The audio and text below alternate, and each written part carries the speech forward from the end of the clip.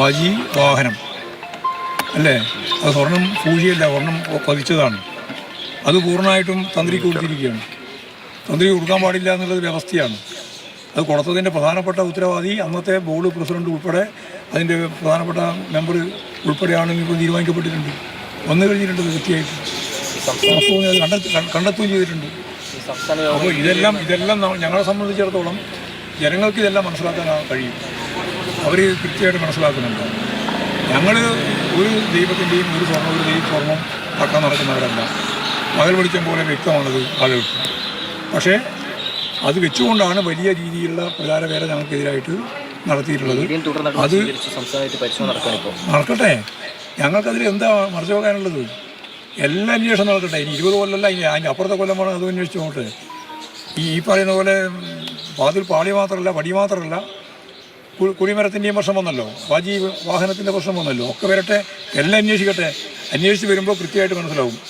തന്ത്രി ഉൾപ്പെടെയുള്ളവരൊക്കെ നടത്തിയിട്ടുള്ള ഓരോ കാര്യങ്ങളെ സംബന്ധിച്ച് മനസ്സിലാവും.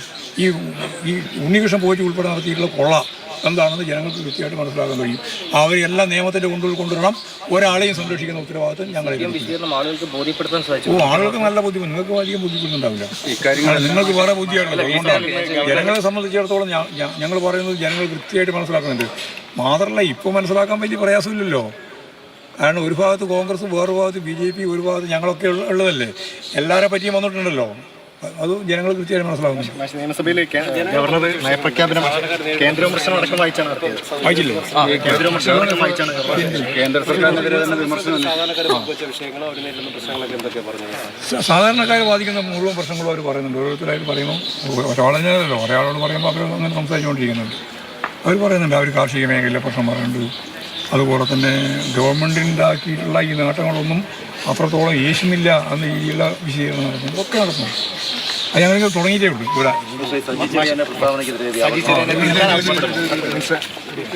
സംസ്ഥാന സെക്രട്ടറി MV ഗോവിന്ദൻ മാധ്യമങ്ങളോട് സംസാരിക്കുകയായിരുന്നു.